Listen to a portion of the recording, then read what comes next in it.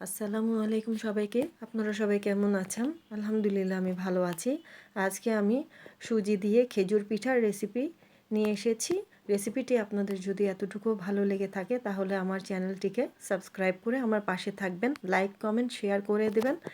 আর এতটুকু স্কিপ করবেন না, পুরো ভিডিও দেখবেন। চলুন দেখতে থাকুন।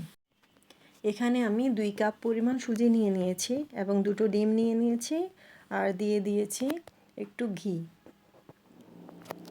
একটু লবণ দিয়ে দিয়েছিলাম স্বাদ মতো, আর চিনি দিয়ে দিয়েছি। আমি আমার স্বাদ মতো দিয়ে দিয়েছি, আপনারা আপনাদের স্বাদ অনুযায়ী দেবেন। আর আমি এখানে ডানু মিল্ক পাউডার ব্যবহার করেছি। সব শুকনো উপকরণ আমি একসাথে এভাবে মিশিয়ে নিচ্ছি। ডিম সহ আমি মিশিয়ে নিলাম। এভাবে মিশিয়ে নেওয়ার পরে আমি সব উপকরণ একসাথে হাত দিয়ে ভালোভাবে মেখে প্রায় 1 ঘন্টার মতো আমি রেস্টে রেখে দিয়েছি।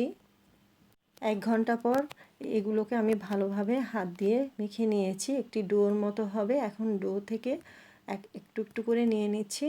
নেওয়ার পরে একটি জালিতে আমি এটি জালি ব্যবহার করছি। জালির সাহায্যে আমি পিঠাগুলো এভাবে বানিয়ে নিচ্ছি। সুজির খেজুর পিঠা এভাবে বানাতে হয়, আপনারাও বানাবেন। চুলাতে একটি কড়াই দিয়ে তেল একটু গরম করে নিয়েছিলাম এবং একদম ছোট্ট আঁচে আমি এগুলোকে আস্তে আস্তে ভেজে নিচ্ছি, কারণ এটি খেতে বিস্কিটের মতো লাগবে। অনেকে সুজির বিস্কিট পিঠাও এটিকে বলে। আমি সুজির খেজুর পিঠা বলছি, আমি এটাই বলি সব সময়। তার জন্য আপনারা যেভাবে বলতে পারেন। তো আমার পিঠে ভাজা হয়ে গেছে, আমি আস্তে আস্তে উঠিয়ে নিচ্ছি তেল থেকে।